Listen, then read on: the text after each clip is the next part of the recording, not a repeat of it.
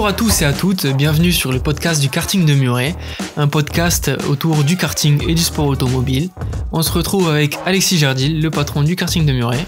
Bonjour Alexis. Salut Louis. Comment tu vas? Ça va, très bien, impeccable. Nickel. Bon ben, en forme alors pour attaquer ce premier podcast de la saison 2022, où on va parler de karting et de sport automobile. Et le thème un peu général de cet épisode-là, c'est comment vivre du sport automobile.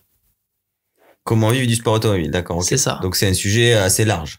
Assez large en effet. Pas forcément qu'en tant que pilote alors aussi. En tant que pilote, autour, le sport automobile en général, quoi. D'accord, ok, voilà. Très bien. Et ouais, mais du coup il faut... C'est sûr que quand on parle de vivre du sport automobile, la première chose à laquelle on pense, c'est devenir pilote. Exactement. Bon, ça c'est très bien, mais par exemple en Formule 1, ils sont que 20 dans le monde. Donc c'est pas évident de décrocher une place parmi ces 20 pilotes-là. Et donc peut-être que j'en parle peut-être après. Ouais. Mais c'est vrai que dans un premier temps, il faut savoir aussi que voilà, vivre du sport automobile, il y a pas que être pilote. Tu peux travailler donc sur une piste de karting, travailler dans des écoles de pilotage voiture, par exemple en tant que moniteur, tu peux être moniteur. Tu peux devenir mécanicien de compétition. Ouais. Ça, je sais que c'est quelque chose qui plaît quand même relativement beaucoup. Si t'aimes bien les études, tu peux faire ingénieur. Donc il y a des ingénieurs en aérodynamisme, des ingénieurs motoristes, enfin voilà tout un panel de métiers si tu veux dans le sport automobile qui voilà te permet de vivre de ça, puisque c'est ça la question. Après il y a des métiers qui sont il y en a qui font, comme on appelle ça, des espèces de reconversions. Par exemple, tu peux être kiné. Oui. De base, et puis te dire tiens, ça me plairait de m'occuper de pilote dans le sport automobile. Donc là c'est un métier complètement, j'imagine, différent. Je suis pas du tout kiné. Hein. Dirigé alors vers son métier. Mais voilà, c'est ça. Tu diriges vers le sport automobile. Ouais. Donc du coup, tu travailles avec des pilotes là pour le coup. Et je pense que c'est très intéressant aussi. Tu peux travailler dans la com. Tu peux devenir journaliste sportif pour des chaînes de télévision, pour des magazines. En France, on en a un super, Julien Febvreau, du coup, que j'adore, je suis fan, qui présente les Grands Prix de Formule 1, avec son acolyte, Jacques Villeneuve, qui lui est un ancien pilote. Et d'ailleurs, tu vois, on peut aussi, quand une fois que tu as été pilote, tu peux te reconvertir aussi dans d'autres trucs. Donc ça, c'est vrai que, bon, voilà, il y a beaucoup de branches dans le sport automobile que tu peux faire autre qu'être pilote. Mais être pilote, c'est quand même possible. Être pilote, c'est possible, bien évidemment, et c'est possible, mais c'est très difficile. Ouais. Si tu veux, tu t'as pas de diplôme de pilote. Ouais. Tu vois, c'est pas comme tu peux avoir un diplôme de journalisme. Oui. Tu peux avoir un diplôme de kiné. Oui. Tu peux avoir un diplôme dans la communication qui te permettra, ou diplôme de mécanicien ou ingénieur qui te permettra de faire ces métiers-là. Pilote, il y a pas de diplôme de pilote, et c'est pas que du talent. Donc malheureusement d'ailleurs, puisque c'est vrai que si c'était que le talent qui primait, soit on aurait beaucoup plus de pilotes de Formule 1, soit on aurait beaucoup plus de courses, on va dire internationales, qui rapportent de l'argent. Ouais. Parce que bon, quand on parle de vivre du sport automobile, il faut comprendre que c'est-à-dire que tu peux à la fin du mois prendre ton chèque et payer tes factures et partir en vacances et tout. Donc le sport automobile aujourd'hui, quand tu le pratiques, ça a plus tendance à te coûter de l'argent qu'à t'en rapporter. Il y a très peu de catégories dans le sport automobile qui payent. D'accord, c'est vraiment, en général, tu viens avec ta mallette de billets, quoi. C'est un peu la problématique. Après, des sports qui coûtent très cher, et c'est un sport qui coûte très cher, et du coup forcément il y a une espèce d'élite financière qui si t'as du réseau, si t'as des sponsors, si t'as des parents fortunés, c'est quand même vachement plus facile que si tu démarres sans rien connaître, avec juste pour ambition de devenir pilote professionnel. Je dis pas que c'est impossible. Après, il y a des filières qui sont là pour ça également. La première des choses, moi, je pense que si tu veux devenir pilote professionnel, faut commencer très tôt. Voilà. Et comment est-ce qu'en fait on fait pour démarrer une petite carrière comme ça? Je pense qu'il faut peut-être commencer jeune. Par quoi est-ce qu'on commence? Le karting, est-ce que ça peut être une porte d'accès justement vers des catégories un petit peu au-dessus, comme la course automobile ou la course en monoplace type Formule 1? Comment est-ce qu'on commence dans ce milieu-là? Alors, c'est vrai qu'on a parlé beaucoup de Formule 1. Ouais. Faut savoir qu'il n'y a pas que ça quand même. Oui. Donc, bien évidemment, commencer par le karting, ça te donnera les bases de pilotage, ça te fera gagner beaucoup de temps. Aujourd'hui, par exemple, il n'y a pas de pilote de de F1 qui a jamais fait de kart. Enfin, je veux dire, ils ont tous fait du kart. C'est vrai que quand t'es jeune, c'est le seul engin motorisé que tu peux conduire sur un circuit. Donc ça aide. Après, bien évidemment, si tu veux devenir pro, faut commencer très tôt. Oui. Y en a qui commencent à l'âge de 4 ans. Ou en général, t'es plus sur du 7-10 ans. Okay. On démarre là-dedans, mais bon, quand on n'a pas les parents qui sont baignés dedans, c'est quand même un milieu assez complexe. Donc la première des choses, déjà, c'est d'avoir des parents qui ont du temps devant eux, qui ont s'ils peuvent avoir des compétences, même si c'est pas obligatoire, notamment dans la mécanique ou dans le pilotage, c'est sûr que ça aide un petit peu. Et après, sinon, il faut s'entourer, se créer un réseau. Donc la première des choses, moi c'est ce que je conseillerais à un parent où son enfant aime bien les voitures, il joue beaucoup avec les voitures, des choses comme ça, où il en parle, il voit une voiture de course, il est avec des étoiles dans les yeux et tout. Bon peut-être c'est de l'emmener sur une piste de kart. Aujourd'hui on en a à peu près 400 en France. Ouais. Donc du coup c'est vrai que ça donne quand même environ 400. On a des indoors, donc des intérieurs et des extérieurs. Donc on trouvera toujours une piste pas très loin de chez soi. On emmène son enfant faire une session de loisirs. Dans lequel il n'y a pas besoin d'acheter le matériel, tout est fourni par le circuit.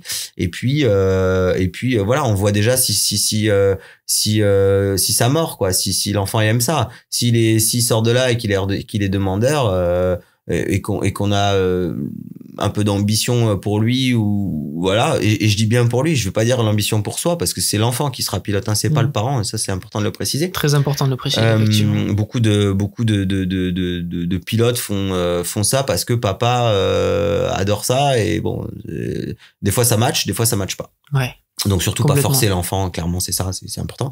Et puis après si ça mord, s'il aime bien ça, les circuits en général, bon pas tous mais certains proposent des écoles. Que par exemple au karting de Muret, on a une Junior Kart Academy qui est une académie du coup comme son nom l'indique pour enfants, pour le kart, qui accueille il me semble 60 enfants. Ouais, une soixantaine. Et ça existe aussi au niveau de la fédération dans d'autres pistes de kart également. En fait la Fédé elle a monté je sais pas, il y a une bonne dizaine d'années, il me semble, elle a monté ce qu'on appelle les écoles françaises de karting, donc les EFK. D'accord. Donc c'est super. En fait, c'est en gros, ça permet quand même de faire du kart pour démarrer à moindre coût. Et puis tu peux avoir les bases en fait grâce à ça. Tu apprends tout ce qui entoure en fait le kart, pas seulement le pilotage. Ouais, donc ça tu vas sur le site de la FFSA et tu tapes école française de karting et ils te donneront une liste des écoles françaises de kart en France. Donc bon, il y en a pas énormément mais il y en a quelques-unes. Et puis voilà, là c'est encadré, c'est par des moniteurs BPGEP, enfin voilà, c'est quelque chose de très professionnel. Donc voilà, donc nous à Muret, on n'est pas école française de karting, mais parce que c'est toujours en discussion, je m'entends très bien avec la fédération, c'est plutôt une question d'organisation, parce qu'on a vraiment beaucoup d'enfants nous, donc je peux pas, c'est impossible pour moi si tu veux de suivre le cahier des charges de la FFSA. D'accord. Par le biais des écoles françaises de karting, je peux pas, j'ai trop d'enfants. En général, les écoles françaises de kart, elles ont entre 5 et 15 enfants. Voilà. Ouais. Donc c'est vrai que nous une soixantaine, tu t'imagines bien que on est obligé d'avoir une organisation un petit peu différente. Mais une voilà, organisation différente, mais ça veut pas dire que c'est moins bien parce qu'on dissocie quand même les en deux groupes. Je suis moniteur BPGEPS, voilà. J'ai un autre moniteur BPGEPS qui travaille avec moi. On monte les programmes ensemble. Je veux dire voilà, ça fait à peu près, je crois que ça fait 8 ans, c'est la 8e année du coup maintenant qu'on fait ça. J'en avais monté une aussi sur un autre circuit ailleurs en France qui avait très bien marché aussi. Donc bon, on a un très bon recul et on emmène énormément d'enfants à la compétition. Encore une fois, nous, l'école française de karting ou nous, les écoles de kart, on n'a pas pour ambition de faire des pilotes de Formule 1. On a pour ambition juste de faire découvrir ce que c'est le karting et de leur donner les éléments pour passer en compétition après par eux-mêmes. Donc après voilà, l'idée c'est de leur fournir le réseau et puis si les parents ont des questions, on essaie de les renseigner comme on peut au mieux et puis après on les oriente vers des professionnels. Donc voilà. Donc après bien évidemment, il faut franchir le cap, il faut acheter un karting, ouais, tout à fait. S'entourer donc d'un professionnel, je pense que c'est le mieux plutôt qu'acheter un kart comme ça sur le bon coin. On aura du suivi derrière. Ça juste pour qu'on situe bien sur la ligne temporelle. D'abord, on a fait découvrir le kart à notre enfant, qui ça lui a plu sûrement. Et ensuite, il est passé dans une école de kart pendant peut-être une année pour découvrir ce qu'est réellement le kart. Pas tout le monde fait pas comme ça, hein, mais, oui, mais c'est une bonne manière de faire. Voilà, on donne ça comme exemple, comme ligne à suivre peut-être. Hein. L'école de kart qui du coup va faire découvrir le pilotage, mais pas uniquement, avec tout ce qui englobe également le pilotage. Et ensuite, si l'enfant veut évoluer et si les parents aussi ont les moyens, ils peuvent basculer sur des cartes de compétition. Du coup, c'est ce dont tu parlais, des cartes en 2 temps. Oui. Ou 2 temps, oui. En général, c'est ça. Maintenant, il y a même des compétitions cartes électriques, tu vois. Oui. Donc, je veux dire, vraiment, ça se développe. Voilà, il y avait des compétitions aussi en 4 temps. Ça existait avec des compétitions de très haut niveau. Mais bon, effectivement, là, en général, c'est plus des courses de 2 temps. Et puis, bah là, t'es obligé d'acheter ton matériel. Ouais. Donc, ou alors tu loues. Complètement. Mais en fait, en tout cas, voilà. Donc, tu trouves un kart, tu te renseignes, tu fais pas n'importe quoi. Ça, c'est important. Surtout si t'as l'ambition de devenir pilote. Bien démarrer, c'est important. Je pense qu'il faut une année d'apprentissage quand même, une fois que tu as franchi, même si tu sors de la Junior Kart Academy, par exemple, il te faut une année quand même où tu as ton matériel et il faut t'immerger en fait un petit peu. Parce que c'est bête, mais les circuits, là il faut se déplacer sur les circuits, donc il faut peut-être un camion, une remorque, des choses comme ça. Donc voilà. Et puis après, si tu commences à te sentir à l'aise et puis que les parents ont envie de poursuivre et que l'enfant il a envie de poursuivre aussi, toujours bien verrouiller son budget avant, c'est très important. Et pour savoir de combien on dispose pour faire, hein, pas se lancer pas promettre des choses à son enfant si derrière on peut pas suivre. Après c'est des conseils personnels. Maintenant, on fait ce qu'on veut, mais moi faut pas vendre du rêve aux enfants. Je pense que ça c'est important. Leur dire qu'il y a une possibilité, mais que ce sera pas facile et que dans tous les cas, ce qu'ils vont apprendre pendant toutes leurs années de karting, ça leur servira plus tard. C'est une très bonne école de la ville, kart, moi je trouve. Donc voilà. Et puis après, quand tu essayes d'obtenir peut-être des titres.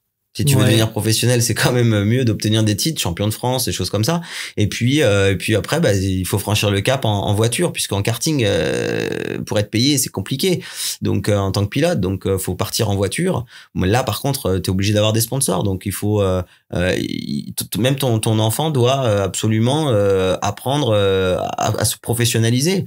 Beaucoup de pilotes te diront qu'ils n'ont pas eu d'enfance. Ça fait partie du jeu. Si on a envie de devenir professionnel, on a une enfance, mais elle est limitée puisque pendant que les copains s'amusent le week-end ensemble, nous on est sur les pistes de cartes. Donc ça tourne souvent autour du week-end et du sport. Puis tu sais, tu pars des fois la semaine. Tu pars 4-5 jours.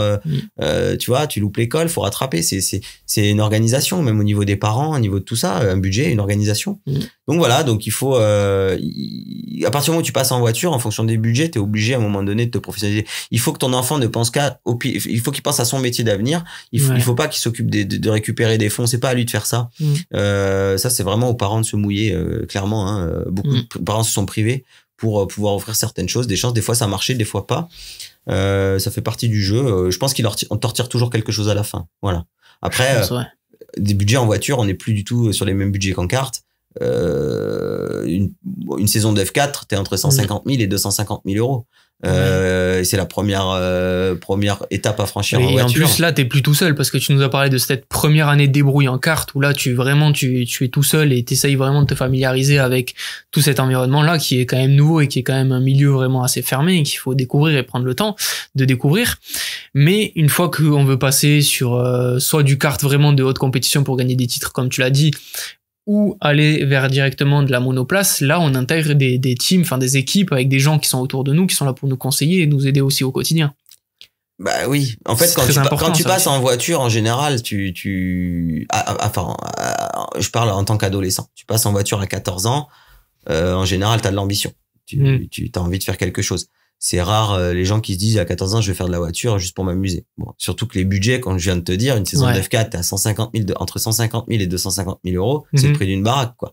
Donc il faut trouver des fonds quoi. Soit t'as vraiment de la chance d'avoir des parents, une famille de soutien derrière ou un gros réseau tout de suite, mais si tu l'as pas, faut vraiment aller au charbon quoi. Donc voilà, et puis surtout que faut bien comprendre que l'année d'après on t'en demandera le double. Pour passer en Formule Renault, par exemple. L'année d'après, on t'en demandera peut-être encore le double pour passer en F3 et ainsi de suite. Donc, la route vers la Formule 1, elle est vraiment pas simple. J'avais vu d'ailleurs que j'ai retrouvé, je crois, il y a quelques jours, là. Tu sais, une espèce de petite pancarte, là, enfin, une photo qui t'explique combien tu vas dépenser par saison du karting jusqu'à ton arrivée en Formule 1. On la mettra peut-être à la vidéo. Je l'ai déjà vu. Alors c'est à prendre, avec des pincettes parce que bien évidemment tu peux faire un peu différemment. Mais voilà, il y en a qui décident de partir à l'étranger parce que ça coûte moins cher à l'étranger, ça leur apprend l'anglais, ils apprennent à se débrouiller, tout ça.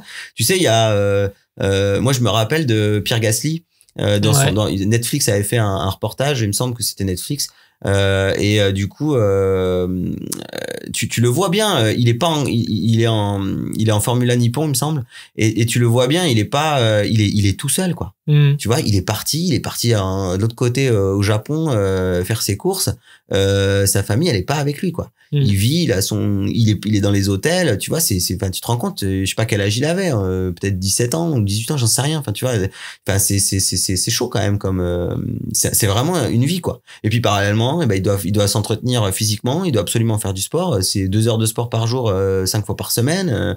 Tu vois, il y a toutes ces obligations médias. Il faut apprendre à parler devant une caméra. Il faut apprendre à savoir vraiment se vendre, s'exprimer. Parce qu'un constructeur, c'est important d'en parler. Un constructeur mise pas sur ton talent. Bien évidemment qu'il mise sur ton talent, mais je veux dire, il mise aussi sur une personne. Voilà, pourquoi Mercedes est en Formule 1 pour vendre des voitures. Oui. Tu vois, ils ont bien évidemment la passion du sport automobile, j'en suis sûr. Mais à côté de ça, c'est aussi pour vendre des bagnoles derrière. Donc il leur faut quand t'es un ambassadeur quand t'es pilote. Et ça s'apprend. Il y a beaucoup de pilotes qui se sont grillés parce que ils étaient très bons, mais ils savaient pas se vendre, ils savaient pas vendre le produit ou la marque pour laquelle ils roulaient.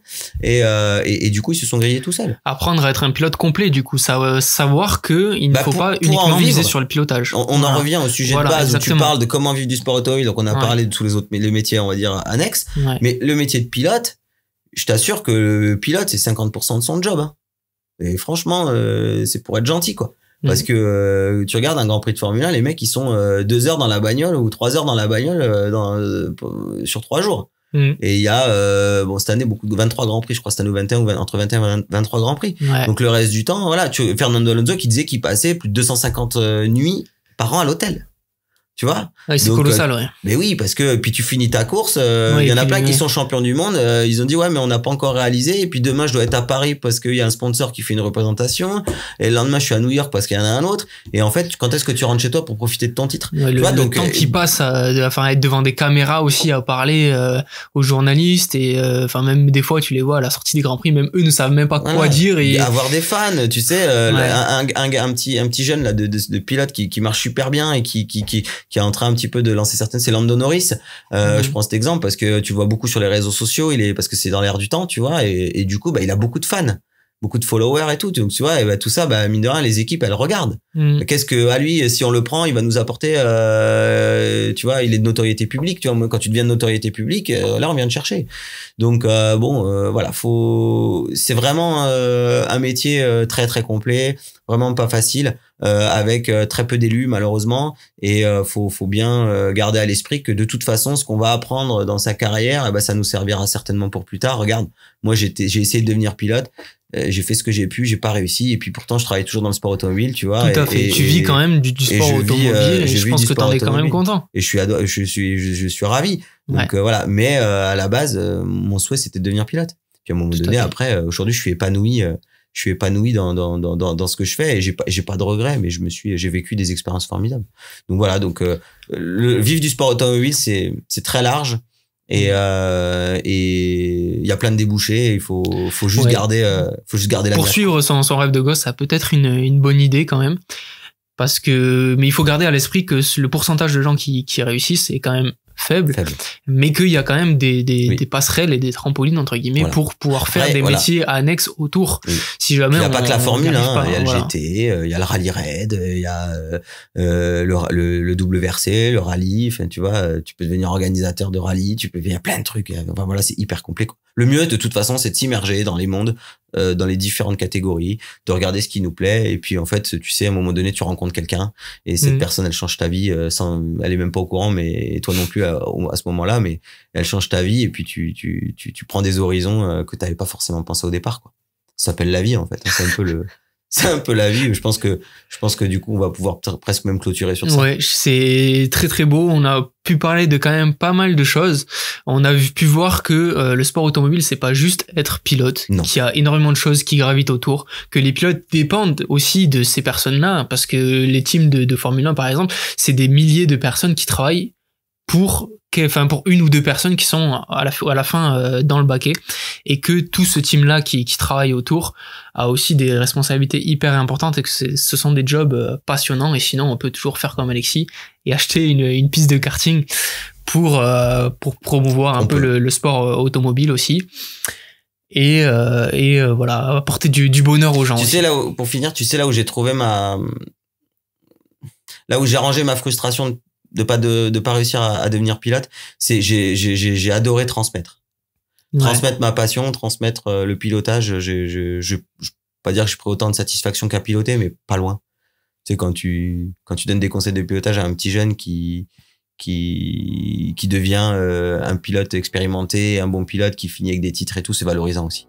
Donc voilà, moi j'ai trouvé ça là-dedans et je regrette rien.